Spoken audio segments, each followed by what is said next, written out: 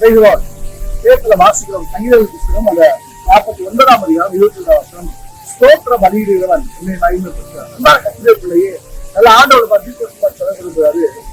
உங்க வாழ்க்கையில நீங்க ஸ்தோத்திரம் பண்ணீங்கன்னா கர்த்தரை மகிமைப்படுத்துவீங்க. பல நேரம் நம்முடைய வாழ்க்கையில கர்த்தர் செய்த நன்மைகளை நம்ம மறந்துடுறோம். இதெல்லாம் சொல்லுவோம், ஆண்டவருக்கு அப்பெல்லாம் எந்த அர்த்தம் தெரியாது, அதுக்கெல்லாம் இப்போ ஸ்தோத்திரம் பண்ணுமா. நான் ஒரு காற்று சொல்ல விரும்புறேன். நண்பர கத்திரைக்குள்ளேயே வாழ்க்கையில எந்த விஷயம் நடந்தாலும் கர்த்தருக்கு ஸ்தோத்திரம் பண்ண கற்றுக்கொள்ளுங்க. நீங்க பல நேரம் அந்த வாழ்க்கையில ஸ்தோத்திரம் பண்ணாதான் நிறைய ஆசீர்வாதங்கள் தடைபட்டு இருக்கிறது.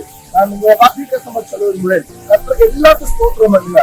பைபிள்ல வாசிக்கும் தேவனுடைய மக்கள் அந்த வாழ்க்கையில இழப்பின் மத்தியில என்ன செஞ்சாங்க? ஸ்தோத்திரம் பண்ணாங்க. யோசிச்சு பாத்தீங்கன்னா அந்த இழப்பின் மத்திய ஸ்தோத்திரம் பண்ண அந்த வாழ்க்கையில கர்த்தர் ரெட்டிப்பா ஆசீர்வதிச்சார். உங்க வாழ்க்கையில கூட ஒரு இழப்பு இருக்குதா, உங்க வாழ்க்கையில ஏதோ ஒரு ஏமாற்றம் இருக்கா, இப்ப அந்த சமூகத்துல ஸ்தோத்திரம் சொல்லுங்க. அந்த இழப்பு அனுபவிச்சீங்க, அதற்காக ஸ்தோத்திரம் சொல்லுங்க. நிச்சயமா சொல்றேன், கர்த்தர் எப்படி யோப்பு ஆசீர்வதிச்சாரோ உங்களையும் அதை தீர்ப்பா ஆசிரியத்து அவள் ஆசிரியக்காக செய்வார்.